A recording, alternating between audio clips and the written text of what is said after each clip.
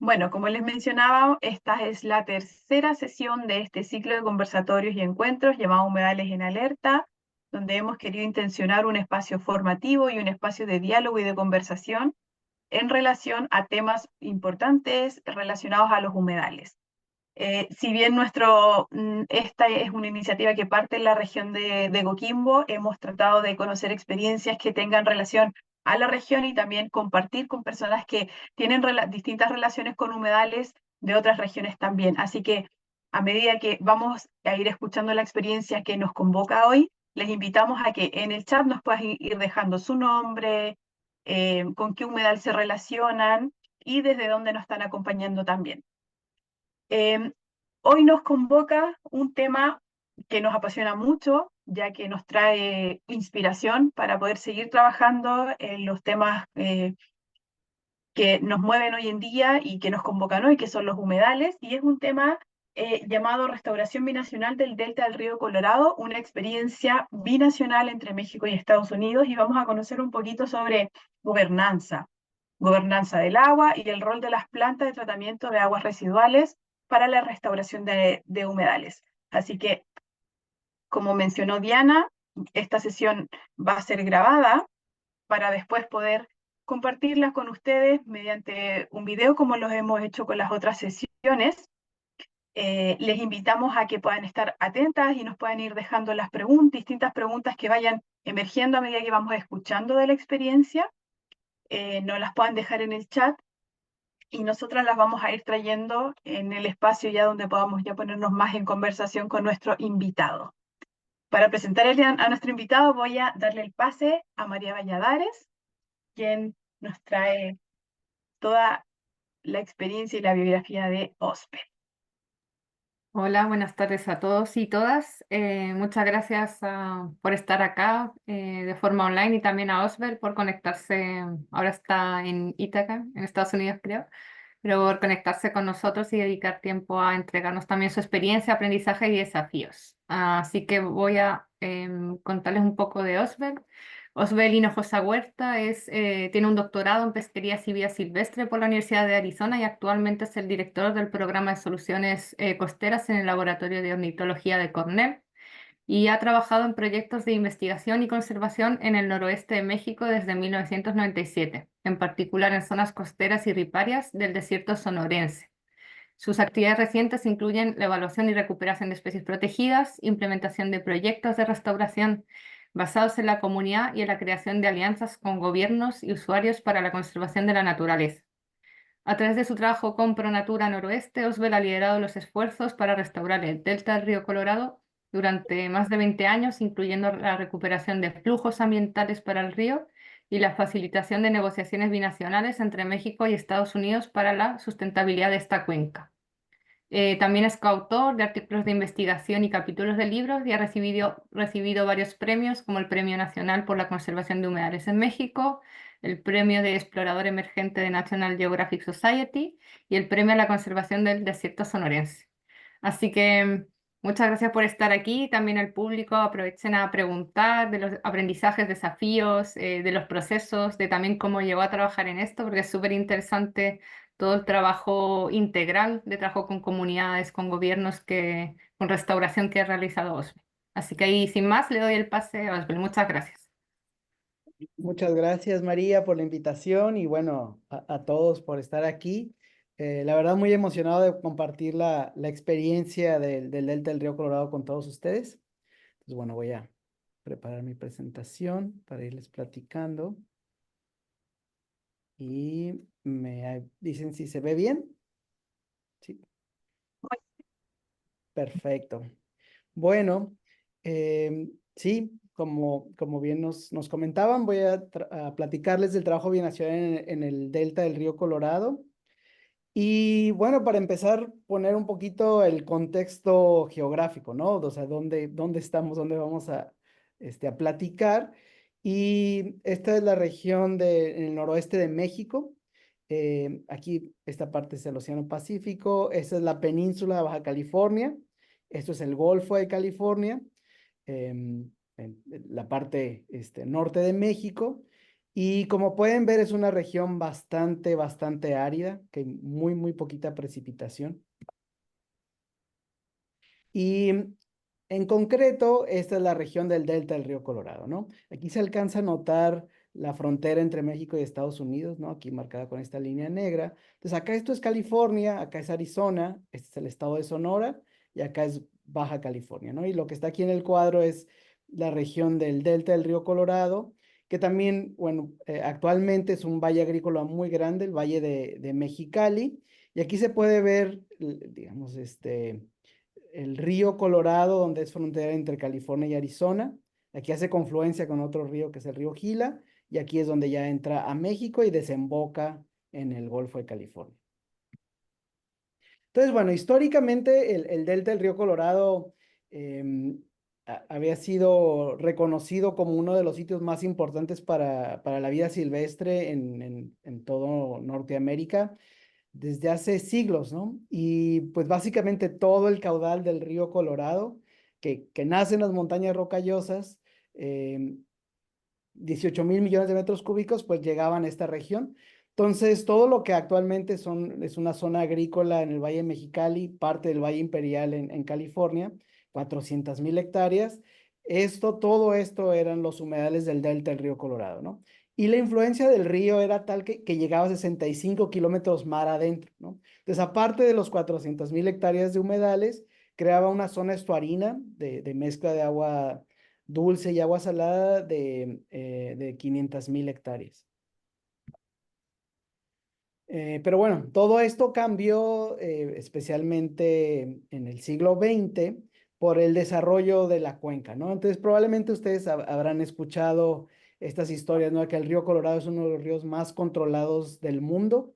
Tiene más de 10 presas y tiene esta característica hidrológica muy particular, que la capacidad de almacenamiento en estas presas es 4 veces el flujo anual del río, ¿no? O sea, 400%. Típicamente en una cuenca hay una capacidad de almacenamiento entre el 30-60%, ¿no? Y aquí es 400%. Es muy tremendo, ¿no? Además hay 80 derivaciones de agua y más de 40 millones de personas dependen del agua del río Colorado en una gran cantidad de ciudades, desde en la cuenca alta, desde Denver hasta la cuenca baja, ¿no? En Los Ángeles, Las Vegas, Phoenix y también en México, ¿no? En la ciudad de Mexicali, Tijuana, Ensenada. Em, También se reconoce que este río es uno de los ríos más instrumentados a nivel mundial, es decir, con más medición en toda la cuenca. También se reconoce, ¿no? Que aquí cada gota de agua ya está asignada, ¿no? Y en realidad está sobreasignada, y ese es uno de los problemas de la cuenca del río Colorado, que partimos con una sobreasignación de más del 20%, es decir, hay más agua repartida en papel, en permisos, que agua que en realidad se produce en la cuenca, ¿no? Y ahorita les platico un poquito más, ¿no? Algunas otras cosas de resaltar aquí en el mapa, es una cuenca muy grande, el río recorre más de 2,300 kilómetros desde su nacimiento hasta su desembocadura. Y también tiene muchos transvases, ¿no? O sea, hay muchos usos del agua fuera de la cuenca a través de acueductos, desde la parte alta, ¿no? Que se mueve agua fuera de la cuenca en el estado de Colorado, también en Nuevo México, pero sobre todo en California. O sea, toda la parte de la costa sur de California se mantiene con agua del río Colorado, ¿no? Desde Los Ángeles a San Diego y también en México. Y entonces, ¿por qué está sobreasignada, no? Esta es una fotografía de cuando se firmó el primer acuerdo de distribución de agua del río Colorado, que en inglés se llama el Colorado River Compact, el compacto de 1922 entre los estados de la cuenca, ¿no? Por una parte fue bastante visionario que más o menos alrededor de 1910 los usuarios del agua en la cuenca, en la parte de Estados Unidos, eh, empezaron a ver que había que definir legalmente cuánta agua le tocaba a cada estado para evitar posibles conflictos y como asegurar cuáles eran los mecanismos de desarrollo, ¿no? Porque en realidad esta parte del oeste de Estados Unidos, noroeste de México, es muy árido y depende 100% su desarrollo del agua del río Colorado. Y entonces en esa época, en 1910, los representantes de los 7 estados de la cuenca en Estados Unidos dijeron, bueno, hay que hacer este acuerdo y se pusieron de acuerdo de que se tenía que hacer con la mejor ciencia disponible, ¿no? Entonces empezaron un estudio de la hidrología del río para saber a ciencia cierta, entre comillas, cuánta agua produce la cuenca y poder repartírsela, ¿no? Y entonces en ese tiempo dijeron, bueno, vamos a hacer el mejor estudio hidrológico que haya existido en la historia. Hicieron un estudio de 10 años, ¿no? De medir los caudales del río durante el año y sacar un promedio. Y en ese tiempo todo el mundo pensó que 10 años de mediciones iba a ser increíble, que no iba a haber falla, ¿no? Y con base en eso se definió cuánta agua le toca a cada uno de los estados y eventualmente cuánta agua le iba a tocar a México también, ¿no? Obviamente estamos hablando de 1920, pues no había consideraciones ambientales, ¿no? En esos momentos, entonces básicamente era con todo el agua que hay que repartirla para usos benéficos, ¿no? Agricultura, usos industriales, urbanos, etc. Pero bueno, una de las paradojas de la hidrología es que el río Colorado es un río extremadamente variable, tanto en ciclos cortos como en ciclos muy largos, ¿no? Y ya más recientemente con estudios de los anillos de los árboles y otras cuestiones que te dan información hidrológica en periodos de miles de años, resultó que ese periodo de entre 1910 y 1920 ha sido uno de los periodos más húmedos en la cuenca en los últimos 2000 años, ¿no? Entonces fue una coincidencia, fue mala suerte, pero básicamente se tomaron las decisiones de cuánta agua le toca a cada quien con el periodo más húmedo en los últimos miles de años, ¿no? Entonces, bueno, ese es el punto de partida.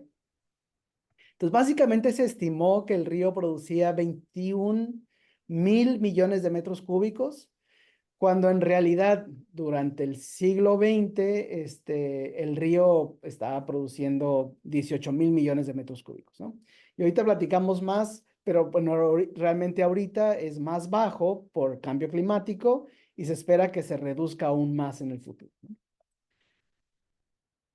Y bueno, entonces a partir de esa repartición de derechos de agua empezó el boom del crecimiento en el oeste de Estados Unidos, es decir, Los Ángeles, Las Vegas, Phoenix, Tucson, todo eso realmente todavía no existía.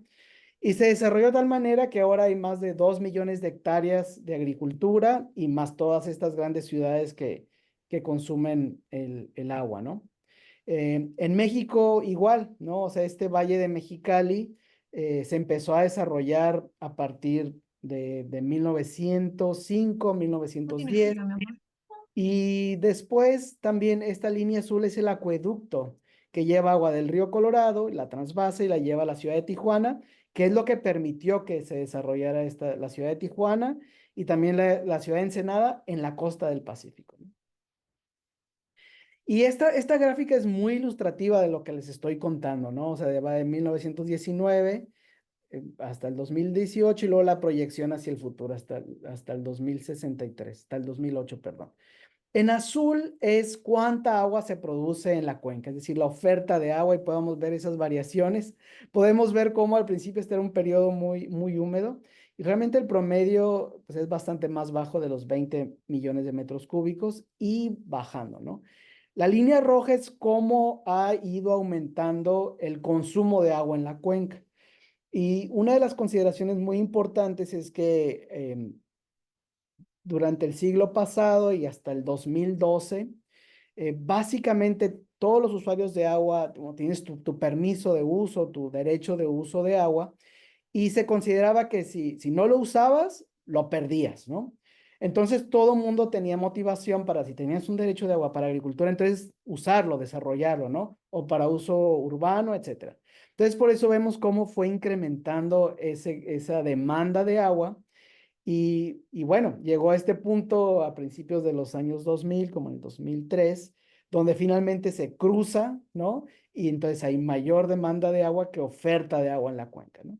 Y como les mencionaba, a partir del 2004, realmente entramos en una nueva era de la cuenca del río Colorado donde cada vez está produciendo menos. Entonces, de 21 millones de metros cúbicos que se creía que había en 2020, digo en 1920, ahora sabemos que es más o menos 15,000 millones de metros cúbicos, ¿no? Y las predicciones con cambio climático es que va a bajar más, 12, 13, más o menos, ¿no? Entonces, esa es la realidad de la cuenca del río Colorado. Ahora, obviamente, todos estos demandas de agua y estos cambios en la cuenca y las presas, las derivaciones, pues han creado unos impactos ambientales tremendos, especialmente en el delta del río Colorado, ¿no? Y lo que pasa es que el río Colorado se seca 160 kilómetros antes de llegar a su desembocadura en el mar, ¿no? Pues imagínense, los últimos 160 kilómetros se secan y todos estos humedales del delta del río Colorado, esos 400,000 hectáreas, pues básicamente el 85% desapareció, ¿no? Entonces tuvimos una pérdida de 85% de los humedales y un río que se seca, ¿no? Aquí es donde el río Colorado se seca, justo en la frontera entre México y Estados Unidos. Del lado derecho es el estado de Arizona, del lado izquierdo es Baja California, y ahí el río desaparece, ¿no? Y aquí todavía faltan 160 kilómetros antes de llegar a su desembocadura, ¿no? Y pueden ver como el efecto en la vegetación, como de aquí para abajo los álamos, en este caso, empiezan a morirse, ¿no? Y ha habido, aparte de los impactos ambientales, pues obviamente impactos sociales, económicos y culturales muy fuertes de esta destrucción del delta del río Colorado, especialmente en la comunidad Cucapá, que es el pueblo originario de esta región del delta del río Colorado. Ellos en su cosmovisión narran que tienen en esta región más de 9,000 años.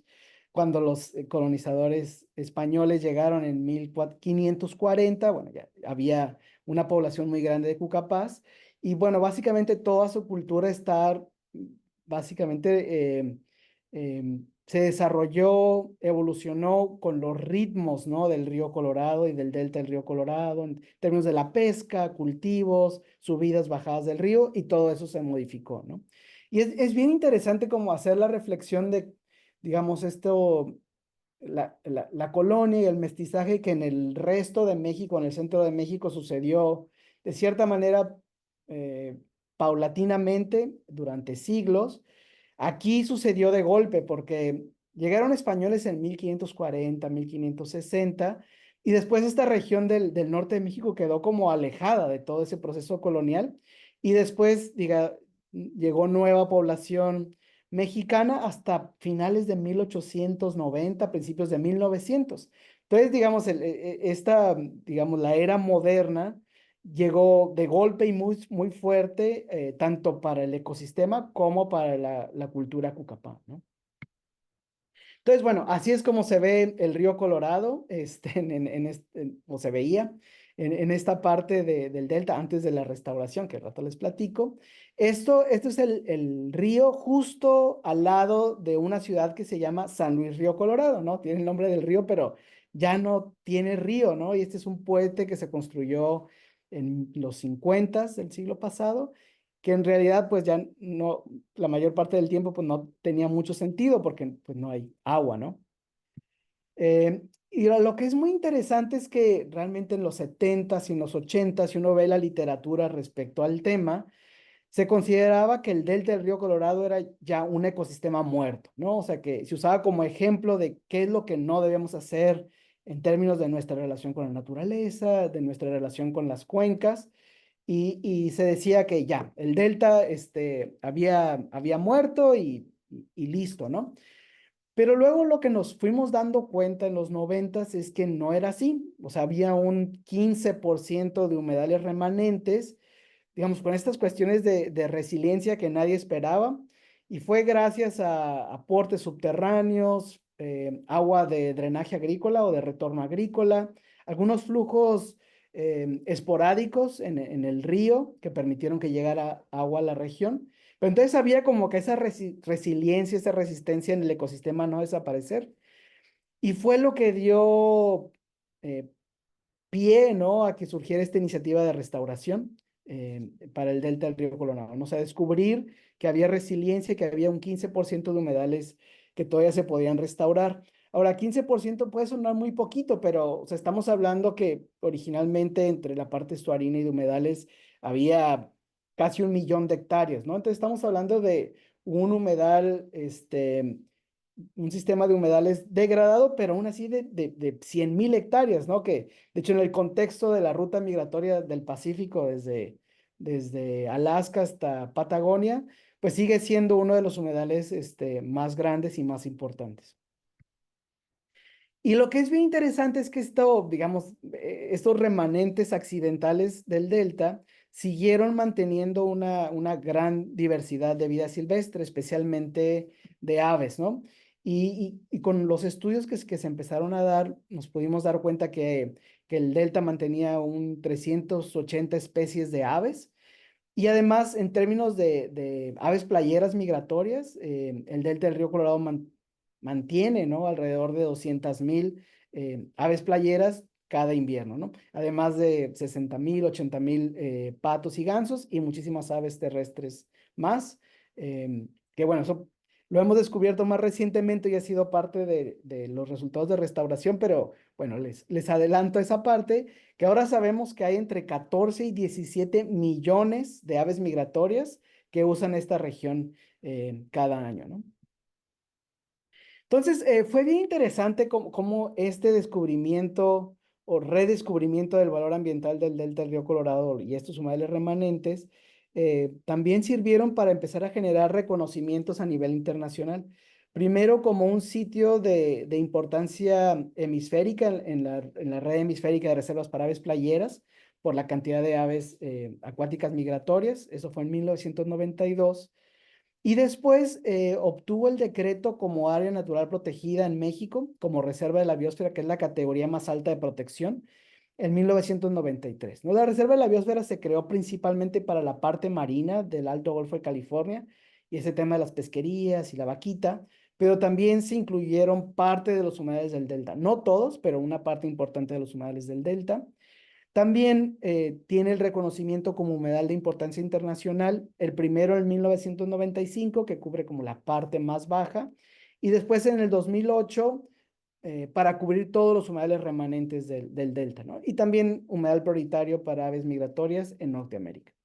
Y esto fue también parte muy importante para asegurar fondos, tener proyectos y seguir avanzando con la restauración. Entonces, bueno, este es el mapa de cómo es el delta del río Colorado actualmente. Originalmente todo era humedales, ¿no? Pero bueno, actualmente son 200,000 hectáreas de zona agrícola del Valle de Mexicali, que es este color amarillo. La parte naranja son ciudades, Mexicali, San Luis Río Colorado que les mencionaba, Yuma, Arizona. Y esta parte en color verde es lo que tenemos actualmente como planicie de inundación del río Colorado, que está delimitado por bordos de defensa en ambos márgenes, y es lo que también le llamamos el corredor ripario del río Colorado, que recorre toda esta parte del Valle de Mexicali. Tenemos un tributario del río Colorado que se llama el río Hardy, la parte oeste del Valle de Mexicali, que se ha mantenido todos estos años principalmente con agua de drenaje agrícola de todo el valle. Tenemos de este lado la Ciénaga de Santa Clara, que es el humedal más importante del delta, que ahorita les voy a contar a detalle la historia, pero es una marisma increíble de 20,000 hectáreas, y luego los humedales intermareales y la parte marina, ¿no? Y una de las cosas muy interesantes es que el delta del río Colorado tiene este valor biológico tan importante por tener este mosaico de tipos de hábitats en una misma región, ¿no? Bueno, tenemos zona desértica en estas partes, en las orillas, también esta matriz de zona agrícola y luego también tenemos los humedales de agua dulce, con bosques de sauces y álamos, marismas salobres, humedales intermareales, humedales marinos, ¿no? Entonces esta diversidad de hábitats es lo que le da tanta riqueza. Y aquí del lado derecho está más o menos como que la misma información sobre una imagen de satélite, pero mostrando que tenemos diferentes zonas. Hemos dividido el planicie de inundación en diferentes zonas dependiendo de sus características hidrológicas, que algunas tienen más agua que otras. Y también marcando aquí sitios que han sido prioritarios para la restauración, que más adelante les voy a platicar a más detalle. Entonces, bueno, les platico la historia de la Ciénaga Santa Clara. que es fascinante, que es un accidente y habla como los procesos de resiliencia, ¿no?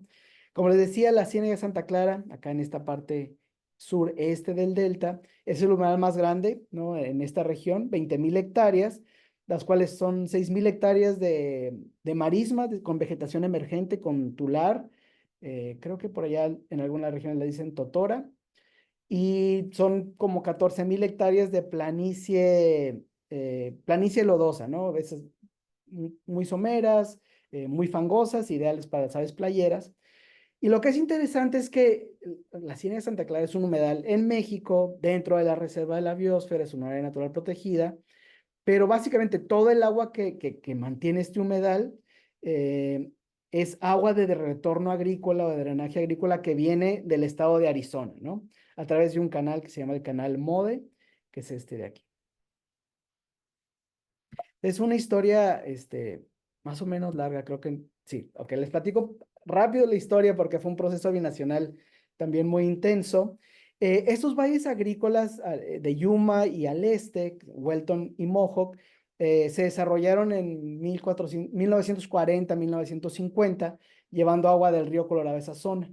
Bueno, resultó que estos valles tienen acuíferos cerrados que no tienen salida ni flujo externo y que eran fósiles someros, o sea, ya estaban ahí relativamente muy cerquita de la superficie y pero además salobres. Entonces se dieron cuenta que si regaban esta agua del acuífero afectaba los suelos y no permitía el cultivo. Entonces tuvieron que poner bombas para sacar el drenaje, bombearlo, sacarlo y ponerlo de nuevo al río. Eh, esa agua que estaban drenando y poniéndola en el río, la estaban entregando como parte del compromiso de Estados Unidos con México, de las entregas de agua del río Colorado. No platiqué esa parte. En 1944, México y Estados Unidos firmaron un acuerdo internacional para ver cuánta agua le tocaba, ¿no? Del río Colorado a cada quien. A México le tocó el 9% del agua del río Colorado, 1,850 millones de metros cúbicos. Pero cuando se firmó el acuerdo, no se especificó la calidad del agua, solo el volumen. Entonces, bueno, Arizona empezó a poner drenaje agrícola como parte de las entregas en México. Esto afectó las 200,000 hectáreas de cultivos. Básicamente mató todos estos cultivos de trigo y algodón. Entonces, México se quejó y empezó un proceso diplomático de negociación. Algo bien importante del Tratado Internacional de Límites y Aguas del 44, también muy visionario, es que no nada más quedó fijo, sino que es un documento vivo por medio de un instrumento que en español se llaman actas del tratado, en inglés se llaman minutes. Básicamente que a través de acuerdos binacionales, a través de la Comisión Internacional de Límites y Agua, permite ir actualizando el tratado según se necesite, ¿no? Por ejemplo, en caso de sequía, en caso de, por ejemplo, esto de la salinidad, hasta cuestiones muy protocolarias de cómo medimos la sal, cómo medimos flujos, ¿no? Entonces, bueno, tener esta cuestión permitió, en este caso, resolver el problema de salinidad a través del Acta 242, que se firmó en 1970. Entonces, básicamente se resolvió a favor de México, que Estados Unidos no podía enviar agua salada. Entonces, la solución fue crear un canal de concreto revestido para poner ese drenaje agrícola originalmente, llevarlo al mar, o sea, descargar el agua con sal hasta el mar. Entonces, no es agua tan salada, tiene como 10% de la salinidad del mar, pero suficientemente salada como para no ser buena para los cultivos. Entonces, bueno, cuando construyeron el canal, terminaron de construirlo 20 kilómetros antes de llegar al mar, pero ya en una planicie donde el agua iba a fluir solita, ¿no? Entonces pensaron que se estaban ahorrando 20 kilómetros de canal. Y lo que fue increíble es que esa agua, que son más o menos como 100 millones de metros cúbicos al año o un flujo de 4 metros cúbicos por segundo, restauró esos humedales de la Ciénaga de Santa Clara, ¿no? Que originalmente, digamos, antes de 1900, eran parte de estos grandes humedales del delta del río Colorado, con bosques de sauces y álamos, lagunas, humedales, marismas, y se secaron con el desarrollo de la cuenca, ¿no? Entonces, antes de que llegara el agua, ¿no? de este drenaje agrícola de Arizona, así es como se veía la zona. Lo rojo es vegetación intensa y bueno, blanco es planicie salada, ¿no? O sea, básicamente no había nada, se secó por completo, se degradó. Y cuando empezó a llegar el agua, digamos de manera accidental se empezó a restaurar y así es como se ve actualmente la Ciénaga de Santa Clara. El rojo de nuevo es el color intenso de la vegetación, es una imagen de satélite y para mí es como uno de los ejemplos más exitosos de restauración que existen, que fue básicamente poner agua y permitir que se restaurara la Ciénaga de Santa Clara, estos 20,000 hectáreas increíbles, ¿no? Así es como se ve ya como en colores verdes y azules. Y una de las cosas increíbles es cómo respondió la vida silvestre, ¿no? En estas regiones donde están la mayoría de estas 200,000 aves playeras migratorias que llegan a esta región. Y algo bien importante que también descubrimos es la presencia de esta ave que se llama palmoteador de Yuma, es Rallus obsoletus yumanensis, que es endémica de la cuenca baja y delta del río Colorado, o sea, solo existe en esta región en el mundo y está en peligro de extinción tanto en México como en Estados Unidos, ¿no? Y bueno, en Estados Unidos se sabía que había más o menos 2,000 individuos, se sabía que había en México, pero no se sabía cuántos. Y en el 97, 98, 99 hicieron los primeros estudios en México y resultó que en la Hacienda de Santa Clara hay 6,000. O sea, el 75% de la población mundial de esta ave está en la Ciénaga de Santa Clara, ¿no? Y así es como se ve la Ciénaga de Santa Clara. Y una de las cosas bien interesantes de todo este proceso binacional es que Estados Unidos y sobre todo el estado de Arizona siempre vieron como una pérdida ese envío de agua. Ya no la podían enviar. Cuando la ponían en el río Colorado y se entregaba a México, eso les generaba un crédito de agua. Al ponerla como drenaje agrícola y que se iba a la ciénega, ya no cuenta como parte de las entregas, entonces, digamos, en la contabilidad es agua perdida para Arizona. Nunca se quedaron satisfechos, entonces crearon una planta desaladora, la planta desaladora de Yuma, para desalar esa agua y ponerla para distintos usos, ¿no? Por diferentes razones no se echó a andar. Luego se creó la Reserva de la Biosfera y parte de este proceso de conservación del delta del río Colorado ha sido una pelea constante desde el 2002 para que no se eche a andar la planta desaladora, porque si se echa a andar la planta desaladora, pues la Ciénaga de Santa Clara desaparecería, ¿no? Entonces, bueno, esa es una de las historias, ¿no? Vamos a asegurar el agua de retorno agrícola para la restauración y sobre todo entender que distintas fuentes de agua con diferentes características de salinidad o nutrientes pueden tener distintos valores para la conservación y la restauración, ¿no? Entonces, por ejemplo, agua dulce, muy limpia, pues es como que la ideal para los bosques de sauces y álamos, ¿no? Y agua tal vez de drenaje agrícola con salinidad, tal vez nitrógeno, fósforo alto, es buenísima para zonas de tular, por ejemplo, ¿no? Entonces, bueno, o sea, en esta parte en los 90s empezamos a hacer estos estudios del delta del río Colorado para entender qué es lo que quedaba en términos de humedales remanentes, cuáles eran las conexiones hidrológicas entre la vegetación y estos flujos superficiales y subterráneos, y cuál era la relación con la vida silvestre, ¿no? Y un proceso muy importante, digamos, aparte de este trabajo entre ecólogos, ornitólogos, expertos en plantas, fue trabajar con otras disciplinas, ¿no? Los geomorfólogos, los hidrólogos, y no nada más de hidrología superficial, sino de hidrología subterránea, los expertos en hidrología costera, en esta interacción entre río y agua, porque eso fue lo que nos permitió entender muy bien cómo podíamos restaurar esta zona, ¿no? Si poníamos agua en dónde, qué iba a pasar, cuánta agua se necesita para la restauración o con X cantidad de agua, qué se puede restaurar, ¿no? Entonces eso fue fundamental y también eso nos permitió entender esta parte de resiliencia, ¿no? Eh, yo creo que es que cuando uno trabaja en un sistema en particular es bien importante entender cuáles son esos aspectos que definen la resiliencia en un sitio, ¿no? Los drivers de resiliencia, ¿no? Y en este caso, en una planicie de inundación, uno pensaría que tal vez el primer, ¿no? Atributo sería el agua, pero no, o sea, es la geomorfología. Y lo hemos visto en la cuenca porque en la parte de Estados Unidos, el río Colorado sí tiene agua, pero han canalizado mucho, ¿no? El cauce del río, entonces ha perdido valor ecológico. En la parte mexicana, digamos que fue al revés, tenemos una planicie de inundación muy amplia, muy activa, geomorfológicamente, como muy diversa, y eso es lo que permite que pueda existir restauración, ¿no? Entonces, por ejemplo, si toda esa planicie de inundación se hubiera convertido en ciudad, ¿no? o en agricultura, o en un canal revestido, como vemos en muchas ciudades, entonces esta restauración no hubiera sido posible, ¿no? Por ejemplo, esto de la Ciénega Santa Clara. Entonces, la geomorfología y que exista, ¿no? En el delta del río Colorado es una base importante de la resiliencia, y luego después, obviamente, el agua y, bueno, muchos otros factores, ¿no? Y luego ya teniendo esa información científica, empezó el proceso más de, bueno, ¿cómo podemos restaurar el delta del río Colorado? Y para mí un paso fundamental fue ponernos de acuerdo. Y entre el 2003 y el 2005 iniciamos un proceso binacional entre ONGs, academia, gobierno y comunidades para definir las prioridades de conservación en el delta del río Colorado, que se publicó en este libro con todos estos actores, que fue bien importante para decir, bueno, ¿qué quiere decir restauración? ¿No? O sea, porque para algunas personas se imaginaban que restauración era regresar al delta como era hace 100 años.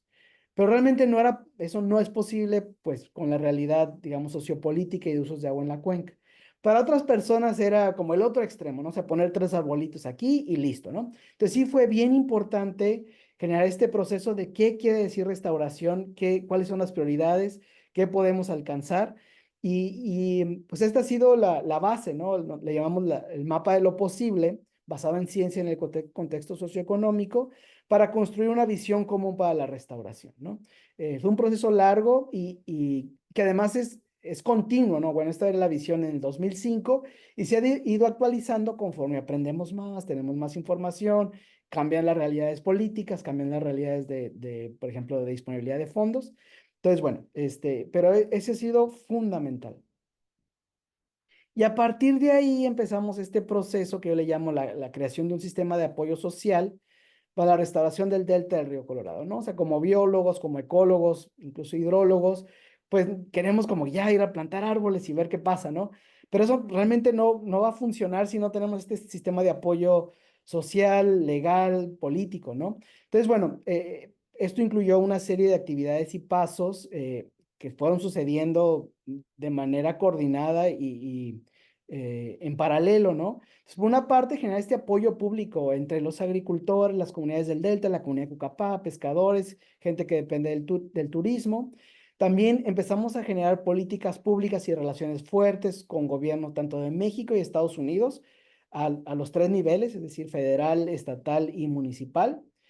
Y luego empezamos a integrar un proceso binacional para la restauración, porque nos quedaba muy claro que esto era algo que México solo no podía hacer o que Estados Unidos solo no podía hacer, ¿no? Que realmente requería un proceso binacional y siempre teniendo a la ciencia como base de toda esta conversación, ¿no? Y bueno, a partir de esto y ya con la inercia del trabajo de las diferentes organizaciones, se formó una alianza, la Alianza Revive el Río Colorado, que yo también, o sea, uso mucho como ejemplo y como modelo de cómo se pueden hacer las cosas, ¿no? En muchos lugares, uno de los temas muy comunes y frustrantes y tristes en la conservación es que el día a día es el pleito entre ONGs, entre organizaciones ambientales, por fondos, por atención, por reflectores, por crédito, ¿no? Entonces aquí hay casi 30 años de trabajo conjunto muy efectivo, gracias a que las organizaciones lograron ponerse de acuerdo y crear esta alianza, ¿no? Y que en esta alianza sirve como plataforma para definir esta visión y estarla revisitando y actualizando, pero también para definir cómo se buscan recursos, quién lleva la batuta, cómo se asegura que todas las organizaciones tengan suficientes recursos para poder operar y cumplir sus metas, pero también cómo se aborda el tema de la comunicación con actores claves, con gobierno, con medios, en fin, o sea, todas esas cuestiones se definen en la Alianza Revive el Río Colorado y eso ha sido fundamental en el proceso, ¿no? Y bueno, esto lo cuento así como rápido, pero hay muchas cosas que pasaron en términos de poder entender mecanismos legales de agua y de tierras. Entonces, por ejemplo, las ONGs en la alianza se creó un fideicomiso de agua, un fondo patrimonial, para poder adquirir derechos de agua y dedicarlos a la restauración, ¿no? Como les contaba al principio, el agua ya estaba todo repartida, Entonces no se podía ir a pedir a los gobiernos que pusieran agua para la restauración, ¿cierto? Entonces había que encontrar los mecanismos y uno de ellos fue la adquisición de derechos de riego en un mercado que ya existía, pero simplemente buscar la manera de llevar, de incluir al componente ambiental en esa adquisición de derechos de riego. Podría platicar como días de ese tema, es bastante interesante y complejo, pero bueno, ese es como el resumen. Pero aparte también cómo asegurar el agua de retorno agrícola. Y ahorita les voy a platicar de cómo asegurar agua tratada, ¿no? Y también entender estos procesos legales diplomáticos entre México y Estados Unidos, ¿no? Y aquí el reto fue, bueno, ¿cómo podemos sentarnos en la mesa de las negociaciones bilaterales entre México y Estados Unidos? O sea, típicamente estas relaciones y negociaciones entre países pues se dan en el más alto nivel, entre las oficinas en Ciudad de México y Washington, y productores, sociedad civil, no tenemos acceso, ¿no? Pero aquí el reto y la meta era logremos un asiento en ese proceso. Y lo logramos, ¿no? El secreto fue que las ONGs teníamos mucho conocimiento de cómo funcionaba la cuenca, mucho conocimiento, digamos, del manejo del agua, tanto en Estados Unidos como en México, y de cuestiones, digamos, técnicas, científicas de la restauración, de la agricultura, de las relaciones, ¿no? Y esa información no estaba, digamos, de cómo funcionaba en Estados Unidos, no la tenía el gobierno de México, y de cómo funcionaba en México, no la tenía el gobierno de Estados Unidos. Entonces empezamos a funcionar como facilitadores, integradores del proceso, y eso nos abrió las puertas, ¿no? Para poder ser parte oficial del proceso binacional, ¿no? Entonces, bueno, y otro detonante importante fue esta sequía que empezó en la cuenca en 2004, que ahora sabemos que no es sequía, es la nueva era por cambio climático. Y que entonces, bueno, detonó que los usuarios en la cuenca de nuevo vislumbraran, ¿no? Esta necesidad de tenemos que lograr un acuerdo antes de que exista una crisis, ¿no? Eso fue muy visionario de todos los gobiernos involucrados y bueno, digamos que nos facilitó el proceso nuestro, ¿no? Entonces, digamos que había una gobernanza, como un suelo fértil en términos de gobernanza que pudimos capitalizar, pero había que saber cómo. Entonces, bueno, se abrió este proceso binacional de negociación para tratar de entender cómo podíamos llegar a un manejo más sustentable de la cuenca, cómo abordar el tema de sequía, cómo repartir recortes posibles de agua. Y para nosotros es, ok, nosotros les ayudamos en este proceso, pero queremos que también esté el tema ambiental. Entonces, bueno, nos invitaron a ser parte del proceso y no solo eso, sino que nos permitieron que nosotros manejáramos, fuéramos presidentes, un copresidente de Estados Unidos y uno de México, del grupo de trabajo ambiental, ¿no? Y bueno, después de 4 años de trabajo, se logró este acuerdo binacional que se firmó en noviembre del 2012. Esta es una celebración de esa firma binacional entre ambos países, que se llamó el Acta 319 del Tratado Internacional de Límites y Aguas, ¿no? Que básicamente es un acuerdo histórico para el río Colorado, que aunque solo fue de 5 años, del 2012 al 2017, un paréntesis, se hizo solo de 5 años porque tenía muchas medidas muy innovadoras que a todos los usuarios les daba cierto nerviosismo. Entonces todo el mundo quería ver cómo funcionaban y para luego ver qué había que ajustar y luego poder tener acuerdos a más largo plazo. Entonces como que 5 años fue lo acordado, que todo el mundo nos daba como más seguridad al respecto, ¿no? Pero fue un acuerdo histórico porque por primera vez se abordaba el tema de sustentabilidad hídrica en la cuenca, por primera vez se abordaban criterios de sequía y escasez de agua y cómo se iban a repartir los recortes de agua entre usuarios en la cuenca de manera preventiva, ¿no? Para no llegar a una crisis de que faltara el agua y que las ciudades se quedaran sin agua como pasa en muchas otras cuencas, ¿no? También cómo se iba a invertir en proyectos de conservación y eficiencia de agua precisamente para ir abordando esa cuestión de la escasez, pero sobre todo por primera vez un componente ambiental, ¿no? Entonces creo que hay más de 260 cuencas internacionales que comparten varios países y este fue el primer acuerdo internacional donde hay un componente ambiental donde se asigna agua, ¿no? Para el medio ambiente a través de un instrumento como este, ¿no?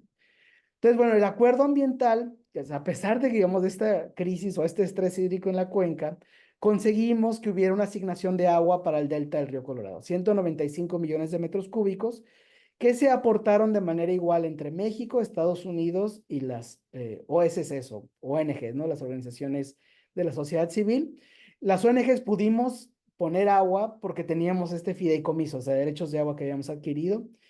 Y yo creo que eso fue muy importante en el proceso, donde no les decíamos a los gobiernos, ustedes resuélvanlo, ustedes pongan agua, sino que decíamos, hay que resolverlo de manera conjunta y cada quien pongamos un tercio del agua que se necesita, ¿no? Entonces eso funcionó bastante bien. Y entonces en ese proceso de la asignación de agua sucedió un gran evento en el 2014 que le llamamos el Flujo Pulso, donde se diseñó como un gran evento de soltar agua al río para impulsar la restauración, ¿no? En toda la planicie de inundación, simulando estas avenidas del río Colorado históricas. Entonces, bueno, aquí les voy a mostrar fotos y bueno, después de décadas, ¿no? De que no había llegado agua a toda esta parte de la planicie de inundación, finalmente se pudo tener este tipo de flujos en el 2014, ¿no? Entonces aquí, esto es cuando por primera vez se abrieron estas compuertas de la presa Morelos, que es la última presa en el río Colorado. Y fue muy impresionante, eso fue en marzo 22 del 2014. Muy impresionante porque muy rápido, digamos, el río volvió a cobrar vida, ¿no? Por esta cuestión que les platicaba de la resiliencia. También muy impresionante, todo mundo, muchísima gente volvió, ¿no? A recorrer, a disfrutar el río. De nuevo, la foto de cómo era el río antes de la restauración, y vean el puente, es en el mismo sitio, pero ya con agua. Y fue muy impresionante que hubo una atención internacional de los medios de comunicación increíble, o sea, más de 620 artículos, tanto en México como en Estados Unidos, cubriendo la historia. Creo que en gran medida porque el río Colorado es como estos ríos icónicos, ¿no? En el oeste de Estados Unidos, de las Rocallosas, el Gran Cañón, etcétera, ¿no? Entonces, bueno, hubo como que muy buena cobertura en medios y con esta cuestión como de mucho optimismo, ¿no? De cómo sí se puede restaurar y cómo surge la vida de nuevo, ¿no? Y algo también bien interesante fue la respuesta social de la gente, ¿no? O sea, todo este periodo de tiempo que estuvo llegando mucha agua al río, la gente de las comunidades se volcó, ¿no? De nuevo a estar en el río, disfrutarlo, ir a visitarlo. Fue muy increíble porque para las generaciones mayores esto permitió reconectarse con el río a como era en los 40s y en los 50s. Y para las generaciones nuevas, ¿no? Como para esta niña que se llama Isabela, de ahí de San Luis Río Colorado, para ellos fue la primera vez que veían el río con agua, ¿no? Y darse cuenta de que su patrimonio natural y esto cambió totalmente, digamos, esta inercia de lo que la comunidad veía en torno al río, ¿no? O sea, ya estábamos todos acostumbrados a ver un río sin agua como algo normal. Y después de este evento fue como, ah, caray, o sea, aquí tenemos algo que es benéfico para la comunidad, ¿no? Y bueno, el río se reconectó de nuevo por primera vez en décadas con las mareas del Alto Golfo de California, ¿no? Es aquí antes de que se conectaran, aquí cuando ya se conectaron. Y bueno, fue un recorrido que empezó acá, ¿no? Se siguió toda esta zona, llegó a esta parte del río Hardy y luego ya la conexión con las mareas, ¿no? Acá está la Ciénega. La Ciénega está desconectada hidrológicamente directamente con esos flujos del río, pero bueno, ecológicamente sí está muy conectada, ¿no? Y entonces a partir de este esfuerzo binacional han surgido también esfuerzos de restauración en sitios específicos, ¿no? Esos que están más resaltados en verde, que es donde se le ha puesto más atención en la restauración, no solo agregando agua, sino también con acciones muy dirigidas de ingeniería hidráulica, arquitectura del paisaje, básicamente para optimizar cada gota de agua, ¿no? Un poquito la visión es de que si hubiera suficiente agua para la restauración, uno abriría las compuertas, la dejas correr y que la naturaleza haga su trabajo, ¿no? La realidad es que no es suficiente agua para permitir la restauración de toda esta zona. Entonces, por eso es necesario mucha intervención de ingeniería y de hidrología para llevar el agua a los sitios prioritarios y sacarle el mayor provecho ecológico a cada gota. Entonces, bueno, en este diseño conceptual de la restauración tenemos 4 zonas. 1, digamos, por donde va el río, y la zona 1, que es la más húmeda, con bosques de sauces y álamos. Una zona 2, que son las planicies un poco más elevadas, con vegetación un poco más tolerante a la escasez de agua, como mezquites. Y luego una zona 3 que incluye como dunas y zona de poco más áridas. Y la zona 4 que es la zona agrícola, ¿no? Aquí la idea no es reconvertir zona agrícola, no queremos que eso se afecte. Hay suficiente espacio para la restauración, ¿no? Como les mencionaba, más de 100,000 hectáreas. Un poquito más de los diseños de restauración y también esta cuestión de cómo, digamos, la conformación del terreno nos permite tener diferentes pendientes, que eso es lo que define también los tipos de hábitats que podemos manejar en un sitio en particular, ¿no? Entonces, bueno, ahorita hay como casi 1,000 hectáreas de sitios restaurados digamos, de esta manera muy activa en un contexto de 12,000 hectáreas de planicie de inundación que su hábitat se mejora a través del envío de flujos, ¿no? Entonces, bueno, aquí el trabajo empieza, bueno, desde la selección de sitios, pero también desde la producción de la planta nativa que se va a restaurar en los sitios, porque no hay viveros comerciales, ¿no? Que produzcan este tipo de especies. Entonces, son más de 20 especies nativas de la región que se están produciendo en viveros para luego hacer la reforestación, que se realiza con mucha gente de la comunidad, genera empleos. También es una oportunidad para voluntariado y para educación ambiental y que la gente pueda visitar los sitios. Entonces, una cosa bien importante es que la restauración se realiza en sitios que están ya protegidos o asegurados para la restauración y que sabemos que se van a mantener, donde además tenemos asegurada el agua para poder mantener estos sitios y también seleccionados con una base de criterios técnicos, ¿no? De tipo de suelo, salinidad, profundidad del acuífero, cercanía de agua, etcétera, ¿no? Para seleccionar los sitios con mayor viabilidad. Entonces, bueno, ese es un sitio en sus primeras etapas de restauración y donde hay mucho mantenimiento. La parte de educación ambiental y voluntariado es muy bonita porque como hay riego y mantenimiento y son sitios protegidos, aquí hay una sobrevivencia de arriba del 90% de los árboles plantados. Entonces la gente va y planta un arbolito y entonces puede ir al año siguiente y ver, ¿no? El bosque que plantó. También por las condiciones de temperatura y del tipo de árboles, aquí hace muchísimo calor casi todo el año, los árboles crecen 3 metros por año, ¿no? Entonces en 2 años ya tienes un bosque con árboles de 6 metros. Y bueno, esa es una fotografía de un sitio ya restaurado, ¿no? Entonces, bueno, eso es la parte de restauración en el planicie de inundación. Me cambio un poquito de tema y como les decía hace rato, tratamos de asegurar toda fuente de agua que podamos, ¿no? Retorno agrícola como la ciénega, agua del río como en el proceso binacional y en el corredor ripario, y luego también agua tratada, ¿no? O efluente tratado de las plantas de tratamiento, ¿no?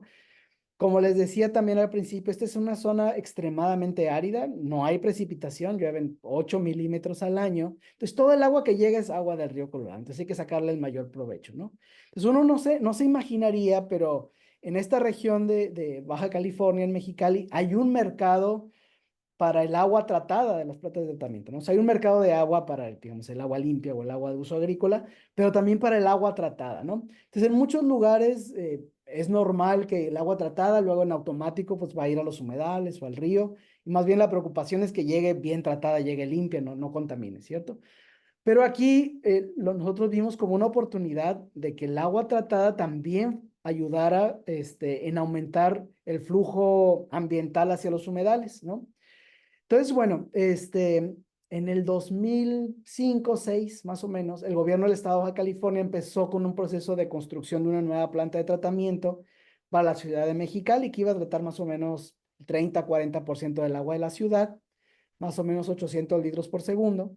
Entonces, vimos la oportunidad de que antes de que esa agua se vendiera, hacer un acuerdo con el gobierno del estado y que a través de la firma de este convenio se garantizara que al menos el 50% del efluente tratado fuera como caudal ecológico para el río Hardy, básicamente duplicando el flujo del río, ¿no?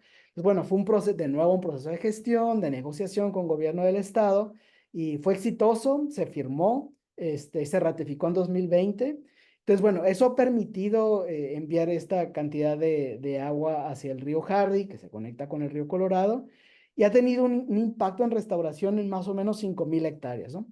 Pero además de eso, estuvimos trabajando en la planta de tratamiento, porque bueno, no nada más que llegue el agua tratada, sino también pues que llegue limpia, ¿no? Porque si no, pues sería un problema.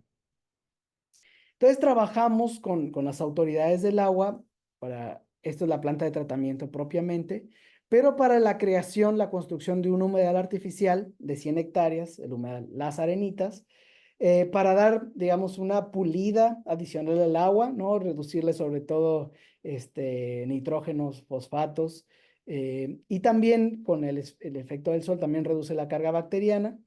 Y también como contingencia, ¿no? Si por algún razón había algún problema con la planta, pues permitir retener el agua aquí en el humedal artificial antes de que fuera hacia el río Hardy, ¿no? Y bueno, es uno de los proyectos que a mí me ha gustado más en todo este proceso. Aquí pueden ver, ¿no? Como antes, ¿no? De la construcción del humedal y después. Esta es una foto del humedal, porque bueno, uno llega al sitio y no te imaginas que es un humedal artificial, ¿no? Creo que el tamaño ayuda bastante, pero bueno, la respuesta de la vida silvestre ha sido increíble. O sea, parte del diseño incluyó consideraciones para el flujo del agua, el tiempo de residencia y también cierta conformación del terreno para establecer vegetación, en este caso también tule, que es tifa es el género, algunas otras especies también de vegetación de marisma, que es precisamente lo que te permite esa limpieza, ¿no? Pero en el humedal ya hay más de 160 especies de aves registradas, conteos máximos de más de 30,000 individuos. Hay palmoteador de yuma nidando en el sitio, entonces, bueno, ha sido maravilloso. Y también ha sido muy bueno como un sitio para educación ambiental, ¿no? Para grupos de escuelas, para niños, para hablar la función y el valor de los humedales como purificadores, hablar de la restauración, hablar de la historia natural del delta del río Colorado y hablar de las aves, ¿no? Y esta es la zona baja del río Hardy, que se ha beneficiado con estos flujos de las arenitas, ¿no? Más o menos 5,000 hectáreas de marisma, que luego con los flujos del río Colorado, pues ha tenido un efecto todavía mayor. Aquí se pueden ver el contraste es impresionante, ¿no? Entre la parte de humedales y la parte desértica.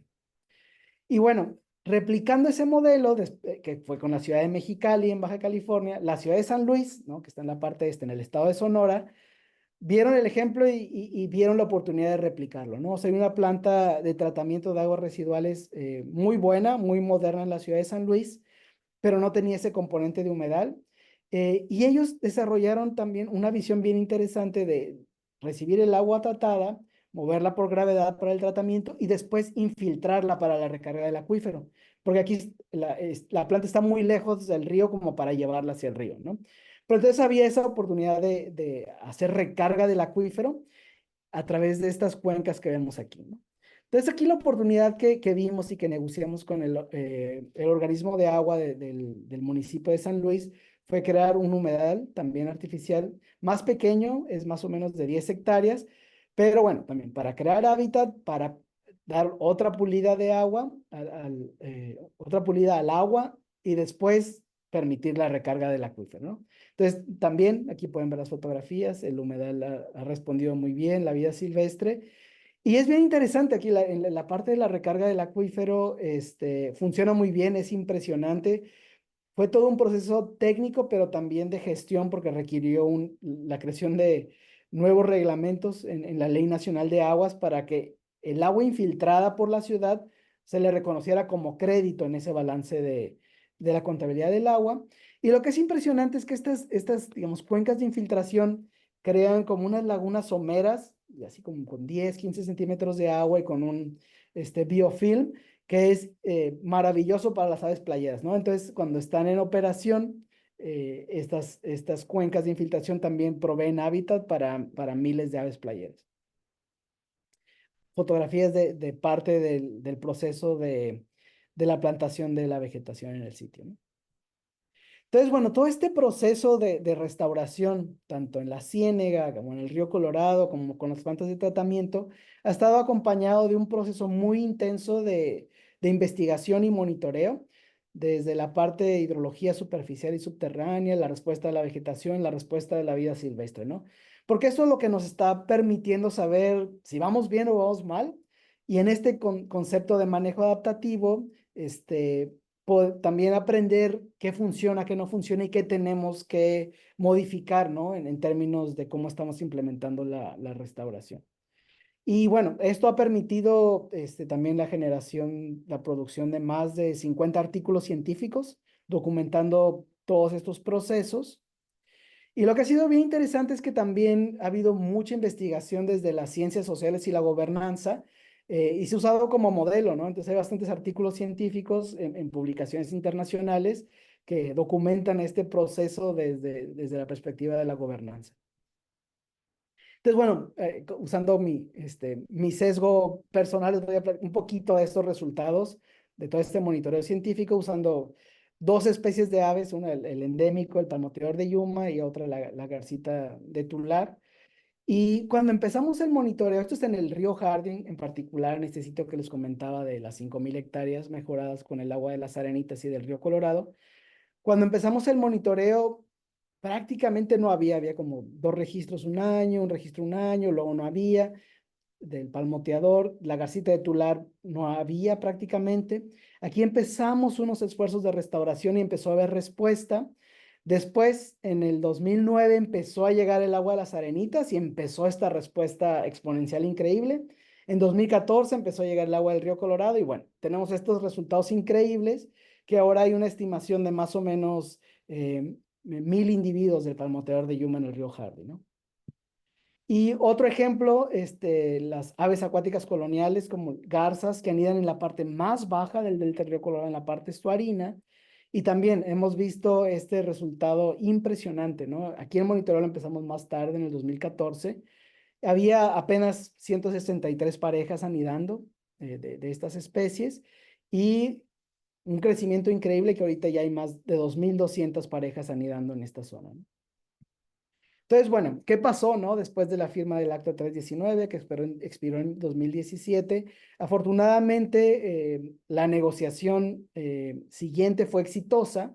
Entonces se firmó el Acta 323 en el 2017, básicamente para poder continuar y ampliar estas medidas de cooperación en el río Colorado, con esta cuestión de manejar la escasez, la sequía, eficiencia en el agua, cómo llegar a acuerdos antes de que exista una crisis y que todo el mundo se quiera pelear, pero también permitió ampliar, ¿no?, el componente ambiental.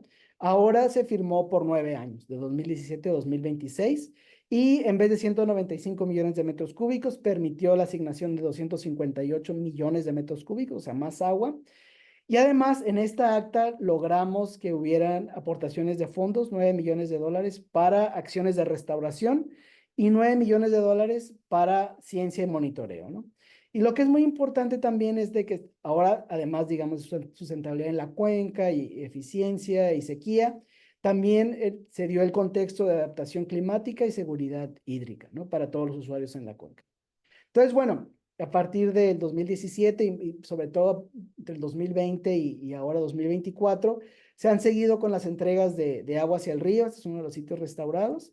Entonces, bueno, ahora ya es más o menos 75% del cauce del río ya tiene un flujo continuo, ¿no? Entonces, bueno, o sea, la restauración del delta del río Colorado no está completa, o sea, todavía falta.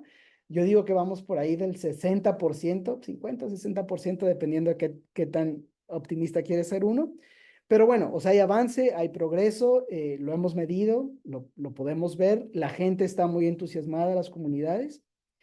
Y bueno, hasta ahí lo voy a dejar para tener un poco de tiempo para preguntas. Muchas gracias.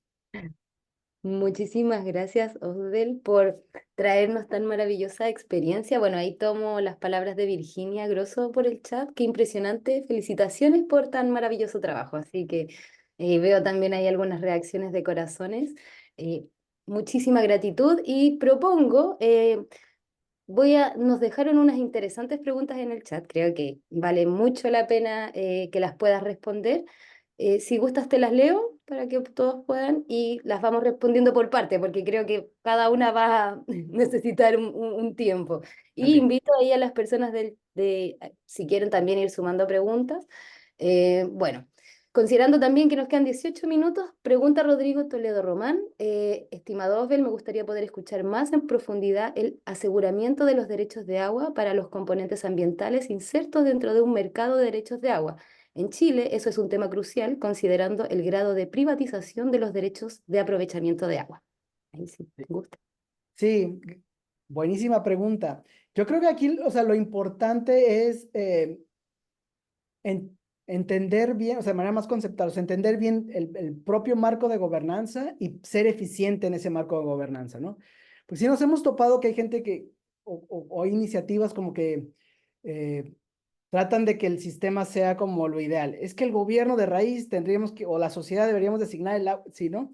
Ok, de acuerdo, sí, pero no estamos ahí. O sea, ¿qué necesito hacer en mi contexto para poder tener agua para el ambiente y restaurarlo, ¿no? Esa fue nuestro enfoque, ¿no? Y qué cosas necesito ajustar para que eso pueda suceder, ¿no? Entonces, digo, tal vez no es el ideal, tal vez conceptualmente no sé si sea como que lo que a todo mundo le gusta, ¿no? Que hay un mercado de agua que se tenga que comprar el agua para el ambiente, pero es lo que había y es lo que funcionó. Una de las cosas que sí tuvimos que hacer en términos de gestión es que en México, en la ley de aguas nacionales, el uso ambiental no era reconocido, ¿no? La ley de aguas nacionales antes del 2004 reconocía los usos urbanos, industriales, agrícolas, agropecuarios, mineros, etcétera, pero no el uso ambiental. Entonces, si tú tenías un derecho de agua, aunque fuera tuyo, y lo usabas para ponerlo en el río para correr, era ilegal y te podían quitar ese derecho de agua. Entonces, había que cambiar la ley de aguas nacionales para que el uso ambiental eh, se aceptara. Entonces, bueno, tuvimos que incidir en la política a nivel nacional para poder hacer este cambio para restaurar el delta y bueno, con muchos socios se logró.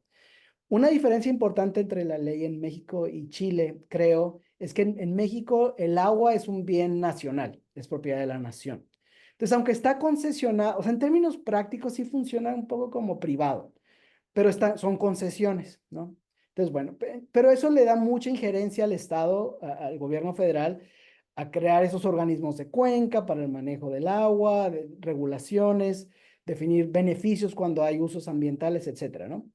En cuencas que no están todavía otorgadas al 100%, permite que se reserve agua para fines ambientales. En una cuenca que ya estaba repartida hace décadas, pues eso no se podía, ¿no? Entonces, por eso tuvimos que participar en el mercado. Ese mercado de agua ya existía en el Valle de Mexicali. Eh, una zona agrícola muy grande y 200,000 hectáreas. Y cómo funciona la gobernanza del agua en el Valle de Mexicali en particular es que el agua, el derecho de riego, está separado de la tierra. Entonces tú puedes tener una parcela y tienes el derecho de riego y se pueden separar. Tú puedes sacar tu derecho de riego de esa tierra y vender el derecho de agua, ¿no? O puedes poner varios derechos de agua en un solo sitio si quieres un cultivo que necesite más agua, ¿no? Y esos derechos de agua se pueden mover dentro del distrito de riego. Y ya los agricultores, y todo empezó, digamos, de manera muy casual. Pues un agricultor fallece, la familia ya no quiere participar en la agricultura, entonces el derecho de riego lo veían como un patrimonio, entonces se lo vendían al vecino, al familiar, etcétera. Y así empezó ese mercado de derechos de agua que luego se formalizó. Y luego las ciudades empezaron a comprar agua conforme crecían y no tenían una asignación, entonces le compraban agua a los agricultores. Entonces, bueno, simplemente vimos la manera de poder insertarnos en ese mercado, comprar derechos de riego, que tienes un título, que hay un registro público de derechos de agua, así como hay un registro público de la propiedad, y luego poder entender todos esos procesos de cómo se asignan para poder ponerlos en el río. Eso no existía, entonces como que hubo que abrir camino dentro del distrito de riego para que esos derechos de agua se pudieran canalizar hacia el río. Entonces, bueno, con gusto de platicar con más detalle en cualquier otro momento, ¿no? Perfecto, muchas gracias. Rodrigo, si tú quieres hacerle la siguiente pregunta que tú mismo hiciste. Bueno, de acuerdo, muchas gracias. Respecto de los cursos de descarga hídrica, cuando se empezó a devolver el agua al río, esa agua estaba represada, ¿cierto? Habían embalses. La represa Morelos me quedó como dando vuelta. ¿Hubo un riesgo asociado a la descarga del agua? ¿Como que fue peligroso en algún momento? Sí, buena Eh, pregunta.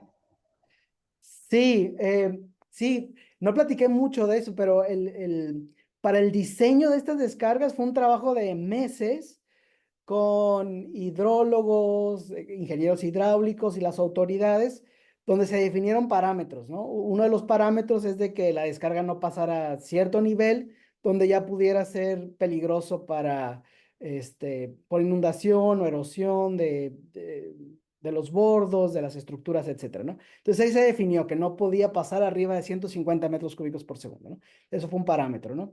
También se definió en términos ecológicos, ¿no? Bueno, qué pico queremos, cómo queremos que vaya bajando, cuál es la colita, ¿no? O sea, cómo diseñar esa colita, porque la idea del pulso es que primero inunde toda la planicie y desborden las terrazas, permita la germinación y luego la colita permita, digamos, que la vegetación pueda mantenerse. Entonces hubo mucho trabajo, digamos, de ese diseño fino del día a día, cómo se iba a manejar ese flujo, ¿no?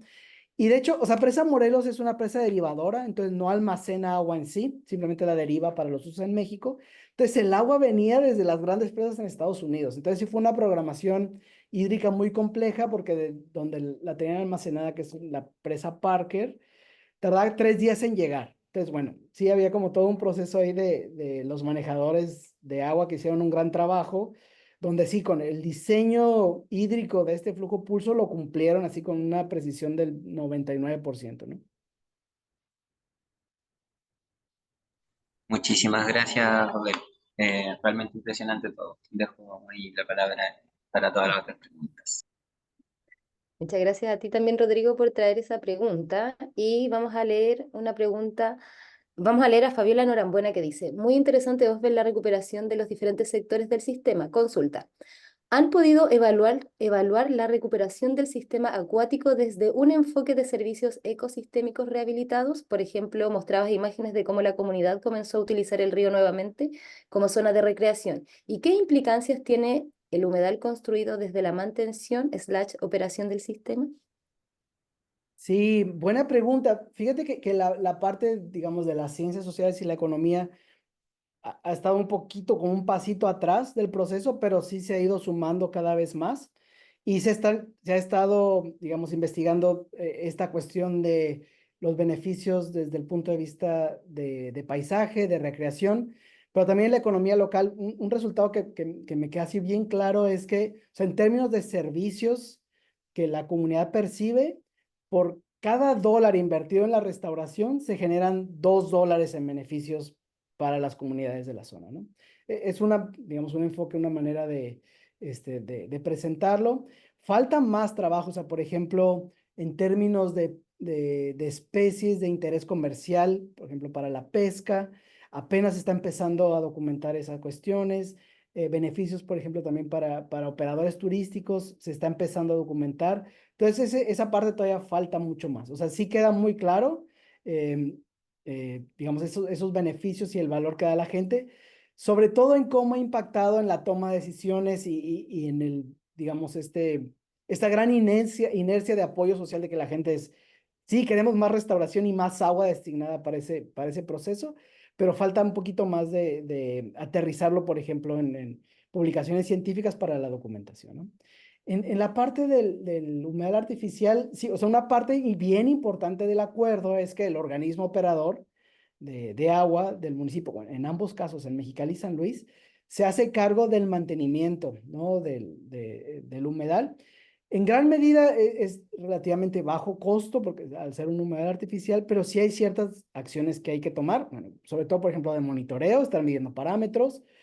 A veces hay sedimentación en ciertos sitios que sí hay que remover, una compuerta de repente ya no está funcionando, hay que repararla, pero entonces sí, o sea, en esos acuerdos, los organismos operadores quedaron con el compromiso de hacer ese monitoreo, pero también lo que sí ha sido bien importante es como que esa presencia constante de sociedad civil, porque muchas veces, creo que todos somos conscientes que con los cambios en la administración, a veces el interés baja, ya no le quieren dar seguimiento a los acuerdos, entonces hay que estar ahí, ¿no? Para decir, esto es importante, esto hay que hacerlo, ustedes están comprometidos y entonces estar ahí, estar ahí, estar ahí. De la parte de monitoreo, digamos, la parte de vegetación y vida silvestre, sí, que es compromiso de las ONGs, ¿no? Y hay este compromiso también de búsqueda de fondos conjuntos para nuevas oportunidades, ¿no? O si se puede expandir la humedad artificial, si se puede hacer un módulo de educación ambiental. Entonces, eso siempre es algo conjunto también. Espero haber respondido. Muchísimas gracias, Osbel. Y bueno, queda todavía 8 minutitos para una última pregunta, así que aquí invito a ver si alguna participante se anima a hacer alguna pregunta viva voz. A ver. Bueno, aprovecharé de leer a Oyasu, que nos comenta con respecto a las especies de reforestación. ¿Se utilizaron las especies que históricamente estaban presentes en el territorio o se aplicó algún criterio de cambio climático pensando en la posibilidad de una nueva sequía? Ahí nos llegó la última. Buenísima. Sí, buena pregunta. Sí, las dos, o sea, las dos cosas. O sea, se han usado las especies de la zona y de la planicie de inundación y sobre todo porque, digamos, sauces y álamos es como que no sé, como el tipo de hábitat más deseado, que más nos hace falta en esta región del desierto sonorense y muchas especies que son objeto de conservación que queremos proteger y recuperar necesitan ese tipo de hábitat, ¿no? Pero sí, o sea, es el tipo de hábitat que requiere el agua más dulce, más limpia, el acuífero más somero. Entonces, bueno, o sea, tratamos de hacer un balance de poder mantener bosques de sauces y álamos y la adaptación, digamos, climática que hemos hecho es mover hacia la planicie de inundación especies que tal vez antes estaban más alejadas de la planicie, ¿no? O sea, en cierta manera ha habido como una migración de hábitats, tal vez de zona más alta o más árida, más cerca de la planicie, porque es la realidad en la que vivimos, ¿no? O sea, los bosques de mezquite, tal vez históricos, también son muy valiosos en la región y son nativos. Tal vez históricamente estaban no sé, 3, 5 kilómetros de distancia del cauce principal. Y ahora pues ya los tenemos tal vez a 1 kilómetro, 500 metros del cauce principal, ¿no? Y tal vez los bosques de sauces y álamos antes cubrían así como una extensión del cauce principal, pues esos 2 kilómetros, y ahora tal vez solo ocupan 200, 300 metros, ¿no? O sea, sí logramos tener miles de hectáreas de sauces y álamos, pero como que solo en las partes más húmedas y en las otras terrazas un poco más altas ponemos especies que tengan raíces más profundas, que puedan soportar la sequía un poco más, el estrés hídrico, que puedan soportar un poquito más de salinidad, ¿no? Entonces eso es lo que hemos ajustado en términos, digamos, de la nueva realidad en la cuenca. Muchísimas gracias, Osbel, por tremenda experiencia, por todo lo que nos has traído. No sé si hay, aguanta para una palabra más, no sé si alguna de acá de los presentes quiere decir algo o comentar. Si no, le voy a dar el pase a Cintia para que pueda cerrar y contarnos qué se viene. Así que por ahí, si no hay más palabritas, solo veo sonrisas. Mucha gratitud.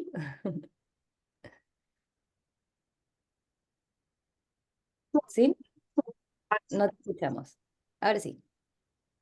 Muchas gracias, Osbel, por contarnos esta experiencia como tan interesante y con tanta profundidad. Estábamos escuchando muy atentas. Con Diana comentábamos como por internet, como qué difícil resumir una experiencia de como casi 100 años.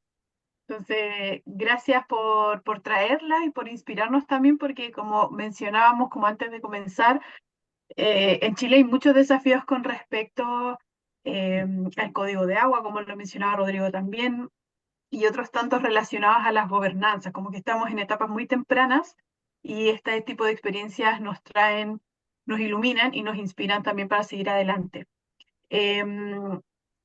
Las siguientes sesiones es el 27 de agosto de este ciclo de humedales en alerta y ahí vamos a volver a conocer experiencias. Si bien tuvimos un espacio presencial de juntarnos en relación a mujeres y humedales, esta vez va a ser en formato online, así que el 27 de agosto a las 16:30 nos vamos a encontrar para conocer experiencias relacionadas a géneros y humedales, pero esta vez van a ser experiencias internacionales, así que vamos a estar compartiendo toda esa información por redes sociales, por correo, a los correos que ustedes también pusieron en el momento de la inscripción.